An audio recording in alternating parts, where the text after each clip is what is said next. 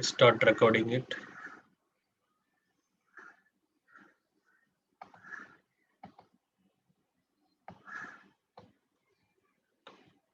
I'll share my screen as well. So today I'm going to focus about the component called Flume, which they call it as log aggregator in real time, right?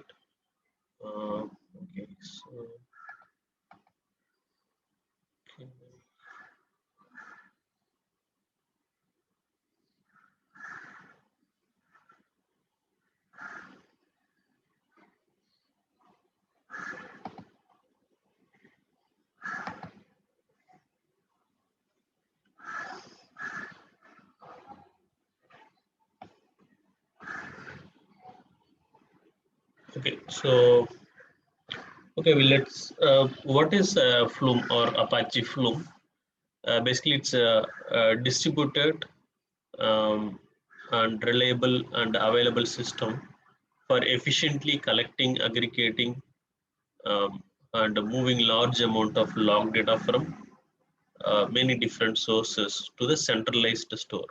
Right.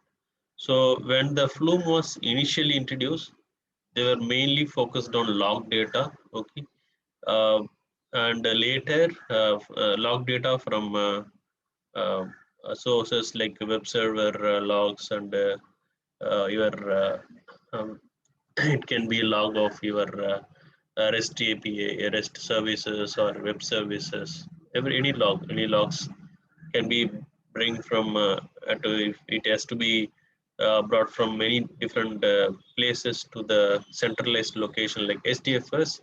Uh, it can be used. So that was the initial agenda of Flume.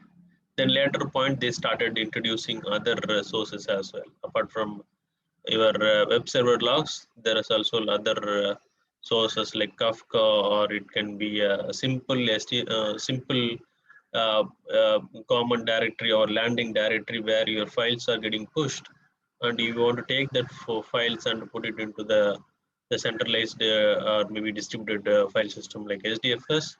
This Flume can be used. Okay, so it's going to be very closer to the um, real time. When I say real time, so as long as the data arrives on the sources or maybe the data sources, the data is going to picked by the Flume agents. There's something called Flume agent which you are going to design, right? That Flume agent which is going to pick the data and it is going to save it in your or load it into your SDFS. So that's a Flume architecture. So when I say Flume agent, right? So let me uh, go through what Flume agent and what is the components Flume agent is going to have. Let's discuss on that. Now, a Flume agent is a process, it's a JVM process you can think of as a, that hosts components that allows events to flow from external source to external destination, right? So it can be of not only SDFS, and it can be another destination also, right? So it's basically it is going to generate events, right? So when the data is comes to the source, it is going to pick that agent is going to pick the data and generate as a events, and then it is going to push to the target. So event is a unit of data that flows through the Flume agent, and event flows from source to channel to the sink. This is represented this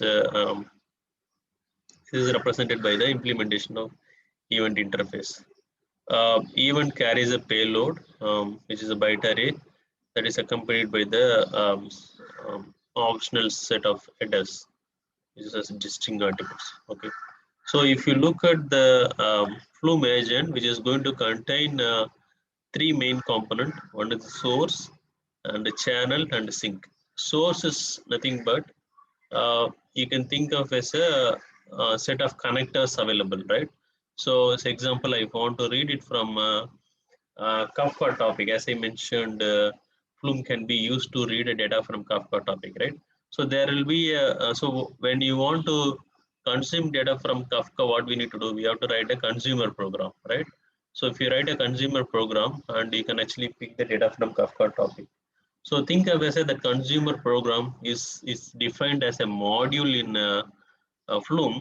Okay, so you just have to specify your source information, right? So that consumer will go and pick the data from the topic you specified. So all your sources, or you can think of as a inbuilt modules, right? It is there in their Flume. You just have to go and configure. Okay, so the source is basically going to be different sources available, right? You just go and pick this sources with this for based on your requirement and configure the sources so that it will go and read from the data source.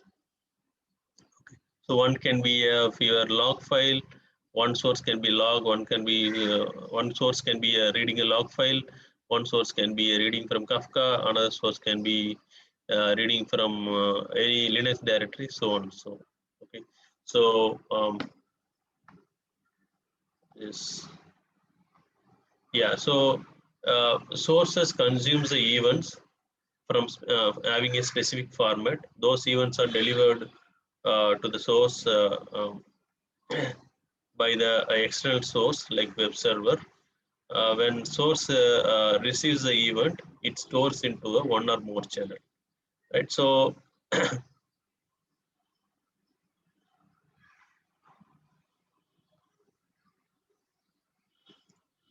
okay, when you read data from the external data sources, it's going to generate events, and it is going to pass on the events to the basically the events are nothing but your piece of data, right?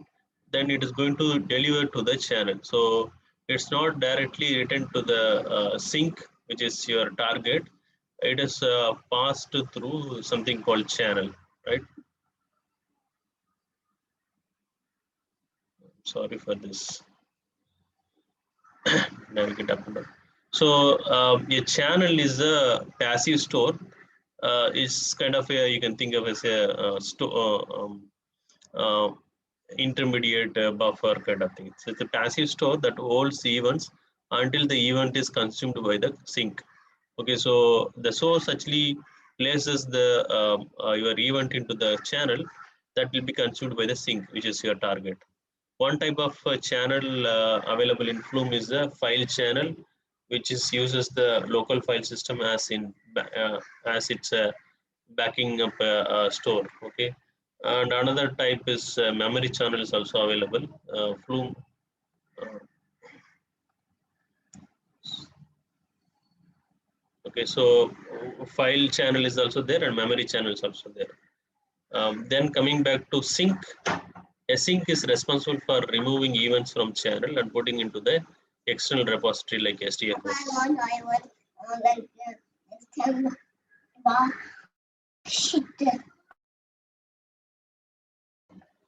So sync is responsible for removing events from channel and putting into the external repository.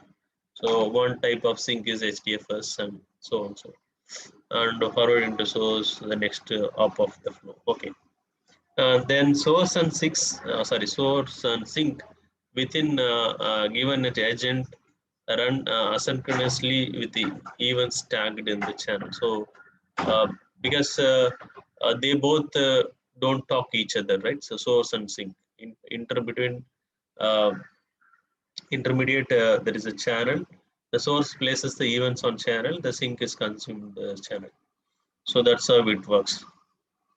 And then there is other few more concepts like interceptor.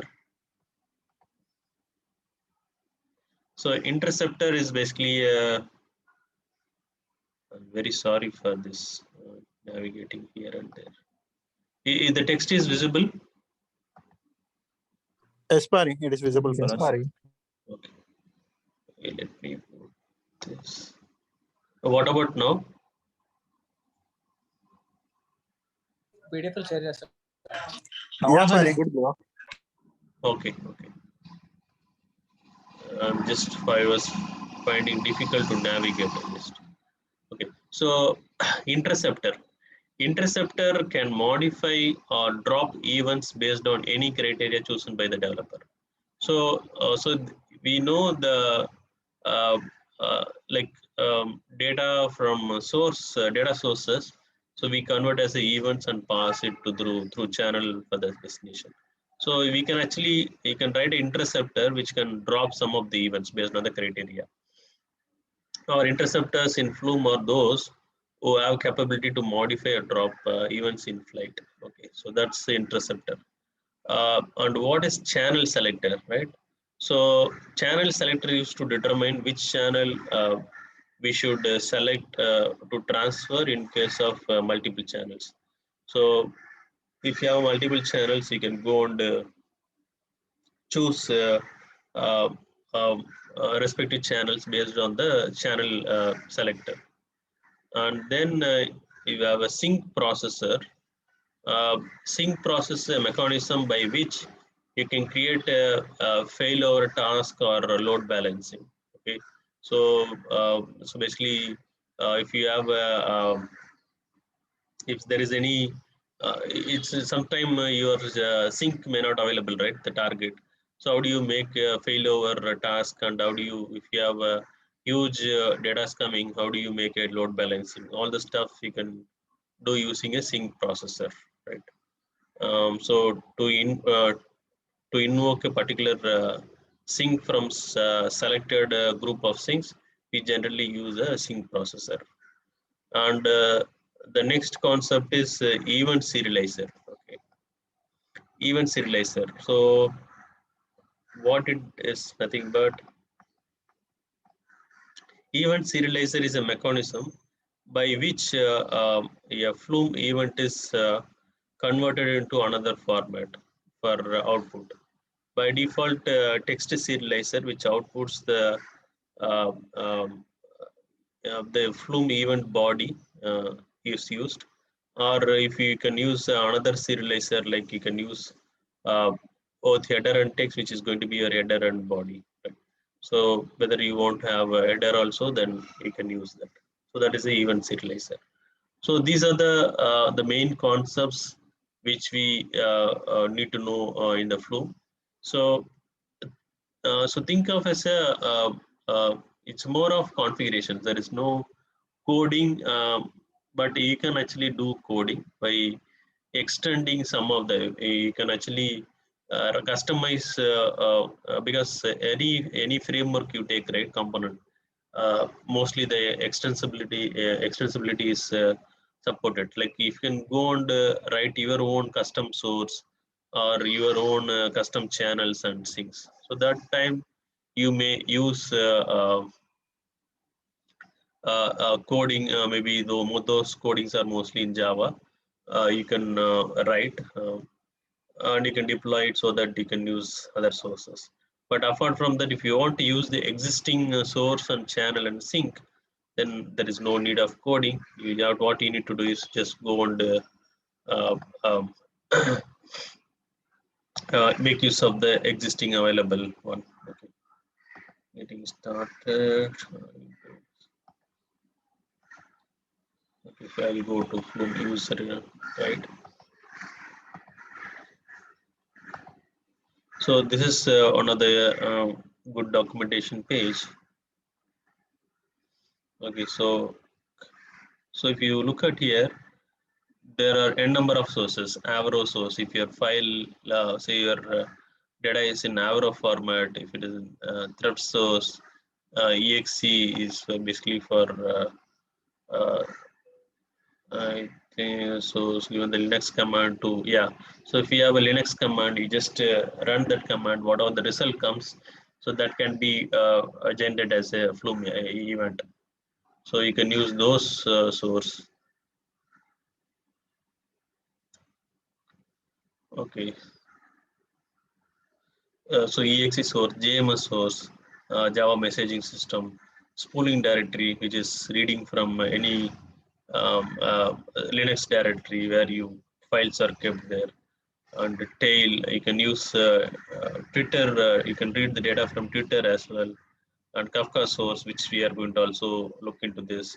And if your data is in just some which is data is getting written into the specific TCP port. How do you read it from that, right? And there is other syslog. These are the log related one, and HTTP. There are many sources available by out of source, and also you can write your own custom source as well. So these are the list of the bunch of sources available when you want to define a agent. And sync, so you have a HDFS sync, you can have a Hive sync, you have logger sync, Avro, like almost many syncs available. And we have Kafka sync as well, right? To just read data frame some source and make it into um, so you can actually read a data from any log system, and you can want to write into Kafka, so you can do that. So there are many syncs types also available, and channel. So the memory channel, JDBC channel, Kafka channel, and you have a file channel. So mostly I worked on memory and file channels. There are other channels we can also explore it, right? And you have like channel selector and sync processor, serializer, and Flume interceptor. Everything is there.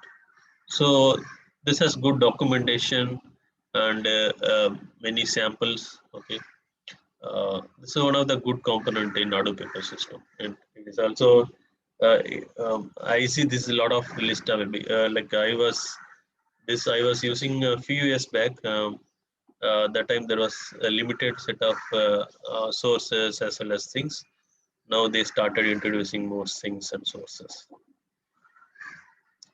Do you have any question on this?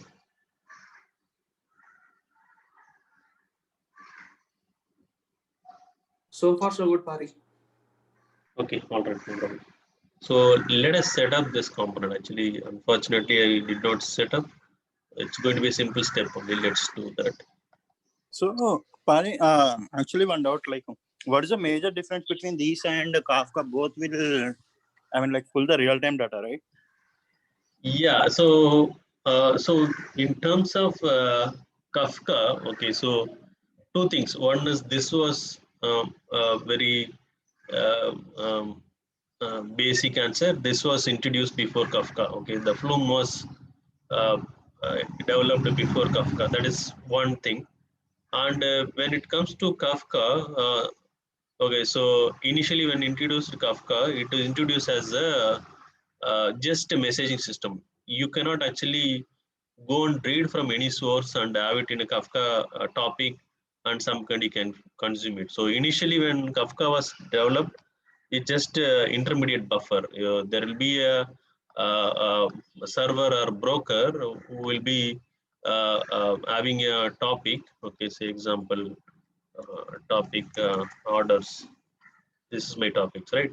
So this just work as a intermediator, means the it's just a broker.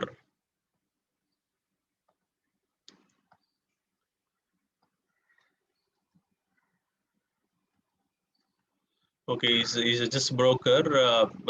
People from different systems can actually it can be kind of worked as a handshake mechanism. Somebody can publish data here and consume data from here. So this is how the initially Kafka was introduced. So does not have any mechanism to read data from specific sources. It just worked as a intermediate buffer. It's a kind of a middleware. Between two systems, it worked as a middleware. That's how Kafka was introduced. Later point, they introduced, so the later point, they introduced something called Kafka connector. Kafka Connect. There is a component called Kafka Connect, which is going to be like source in Flume. These are all like introduced recently. This was not there in the initial stage. So, coming to the point of view, like, which one is more powerful, Kafka? So now when you come, when you're coming to uh, um, choosing between these two components, so here also we have sync. This all introduce basically this Kafka connect only in the part actually sync was there. Sync was there now. So now coming to choosing these two. Okay, so if somebody have already a Hadoop system, okay, so they might go with a Flume. And if you compare these two now, I think Kafka it takes lead. So because it supports more of this is basically work. It cannot be more. It cannot scale more on Flume, but in terms of there is a like a scalability supported, but it's not a very extensive scaling is possible in Flume. But in terms of Kafka, you can actually build a cluster, right? Kafka using a cluster, you can build like a cluster. You can have multiple brokers and stuff like that. But that limitation was there in Flume. So if you ask me, yeah, we can go with Kafka, and again, it's based on the different requirement. It's not straight away. I can just go and all the requirements. I cannot recommend Kafka or Flume. So it's based on specific requirement you can choose. So what is basically it's all about data movement, right? Whether from data movement and make your data available for other people. So all it will come into the picture. Okay. So actually, one more point I hear like Kafka. I mean, like using the Spark, we can pull the data from the Kafka, right? So as nowadays, like most of the jobs are like we are using Spark itself, so for pulling the data from the Kafka. So in case of any failures, so like the message, I mean, like the data whatever coming through the Kafka will be safe, and the data which are coming through the Flume will be lost. Yes. So Yes. is that correct? Yeah. Correct. So basically, Oh, Flume events, Kafka events, you can actually play back again Kafka events, but Flume events, yeah, it will be lost. And also for Kafka, like Spark has very good integration. So that's what it's depends upon your overall your project requirement. So whether where your data is going to be consumed and where your data is going to get published to the Kafka. If you use Kafka topic, how the data is going to publish to the Kafka topic and who is going to consume it. All it depends based on the dependencies you are going to choose either Kafka or Flume. yeah, got it, buddy. Got it. Thanks. No problem. So now let's install it. It is going to be it will take simple steps for you. Just to download. I will use this.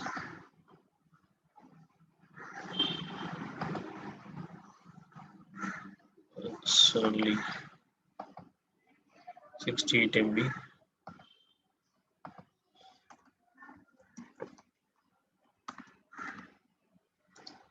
I'll use wget command.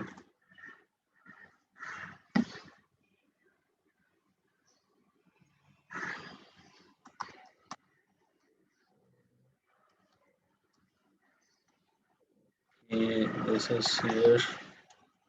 I'll use tar command xvzf extract. So this is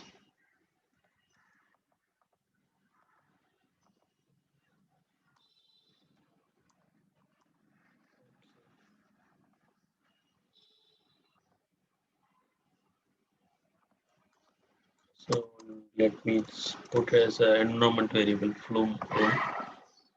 I will sudo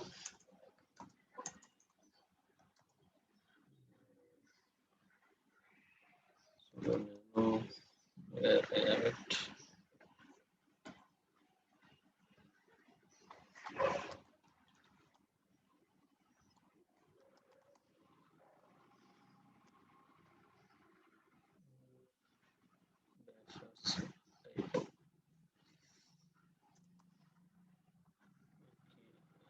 just copy this.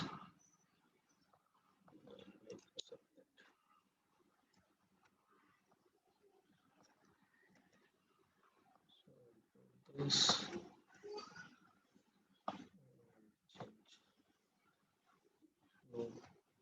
Flume so that I can access Flume commands from anywhere. Yeah, I will place it here.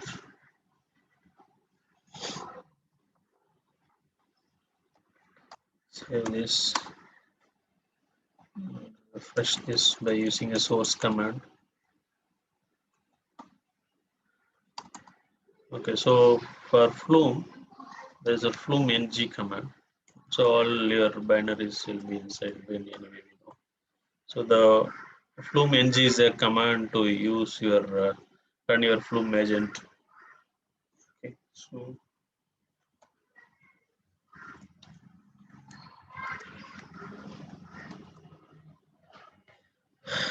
okay. Okay, so you have also we use Apache.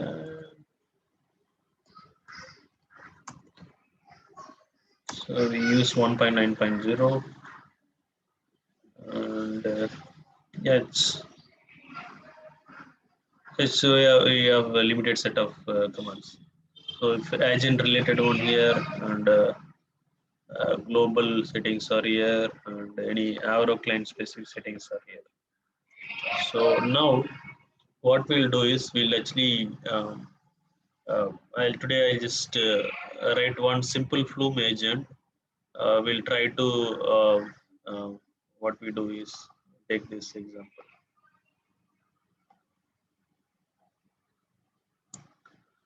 Okay, this is going to be a simple Flume agent where it is going to read it from a particular Linux directory and place the data into the please use the same link to join if this disconnects. Okay, so I'm going to read data from Linux directory. Okay, and then I place that data into the file into the STFS directory. That's what I'm going to do. Okay, so let me walk through this. So when we when you talk about Flume, right? This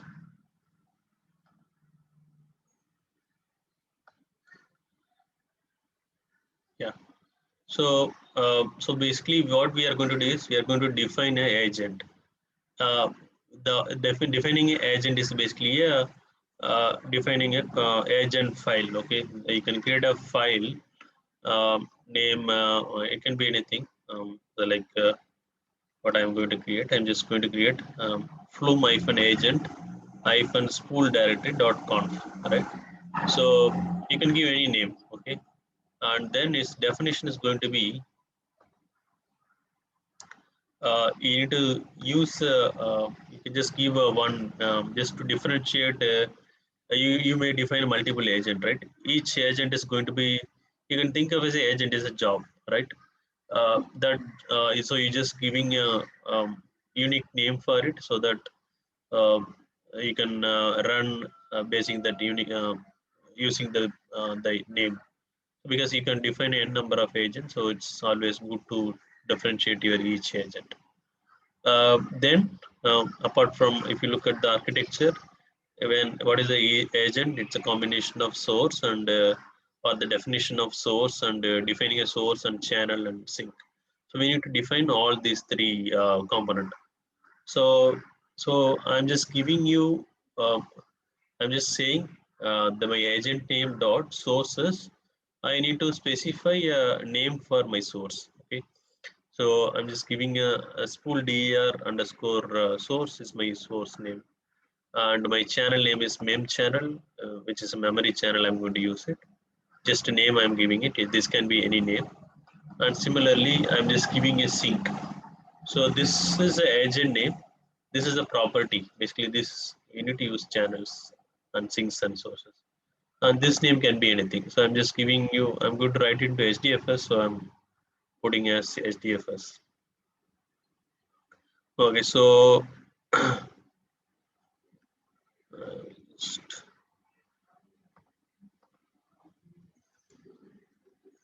okay, so that is my sink. Now let's go and define one by one. So we just give a name for source and channel and sink. Let's set as other properties we need to define. So when we say agent dot sources dot my source name, which is a spool directory, I need to specify what type of source. So we saw the documentation, right? So there is n number of sources available.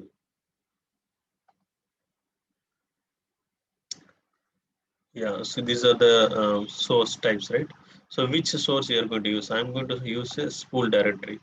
So these are the set of properties I need to set. So I need to set the type, which is very, very important, which is mandatory. So I need to specify a spool DER, right? And what is a directory? Okay, so I need to specify type, which is a spool DER, and the directory on which I need to pick the data, right? So what I'll do is I'll just change this. Okay, I'm going to create a Linux directory here. Here, let me go to the in my home directory. I'll just create a directory called Flume agent.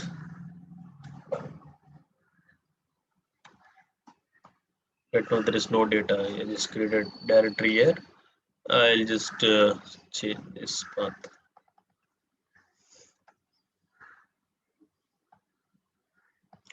This is going to be my source. Okay, now I'm going to define a channel. So Flume agent dot channels dot channel name, and type is going to memory, and capacity is equal to 100. So this is about defining a channel, right? So what this capacity basically, if you like, go up,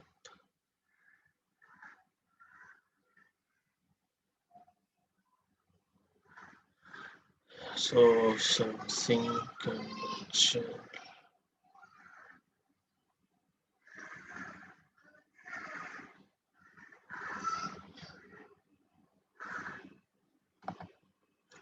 So capacity basically maximum number of events stored on the channel, right?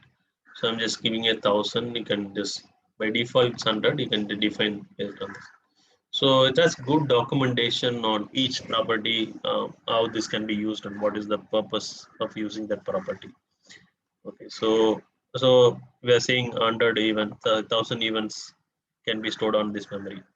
Okay, so now so we defined a source and we defined a channel. Now we need to define a sink, which is a HDFS sink. So this is just a name we give. We have to provide a type for it, basically to what sink you are going to use, HDFS. So provide the HDFS path where you want to store your data. Just provide a localhost where HDFS, and I am configured name node in the RPC port is 9000. If you look at when you open a name node web UI, right? So when you open this is exploring directory. Open one more so that we use that for other purpose. So you see here your name node is it's actually will be when you want to connect to name node programmatically, you need to use this the host name and the port number, which is a localhost colon port number 9000. So that's what I'm using it here. So this depends upon your cluster setup and if you are setting up what port number you give on your I think core site.xml, I guess, or maybe your HDFS site score site.xml, I guess. Yes, sir. So based on the port number on which you configure, you have to change accordingly. Or if you cluster administrator is doing, you can get it from him what is name node IP address and the RPC port. So you'll be giving you that. So I need to specify. So where I'm going to specify, I'll just create a HDFS directory. Okay, what I'm going to create, make dir -e. I'll put Flume,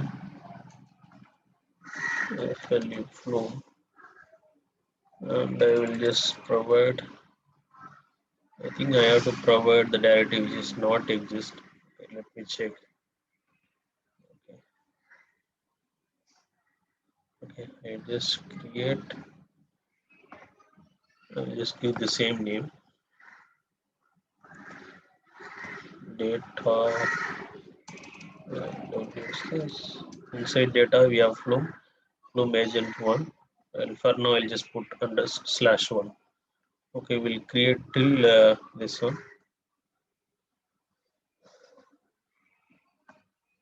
Let's go to this, to ls, make sure we don't have anything here. Okay, fine. Now this we set as HDFS directory and the file type as data stream. And what is the file format you want to write it HDFS, text input format. Okay, that's done. Apart from this, there are other configuration with respect to sync. You can just do. And if you look at the what you need to prefix or file prefix and suffix you have to place, all thing you can actually configure here. Okay, so and then finally you need to so specify your source. You need to, you defined separately, right? So if in the starting we just defined each uh, separately, like we just given a name for source and memory. For agent we mentioned this is my source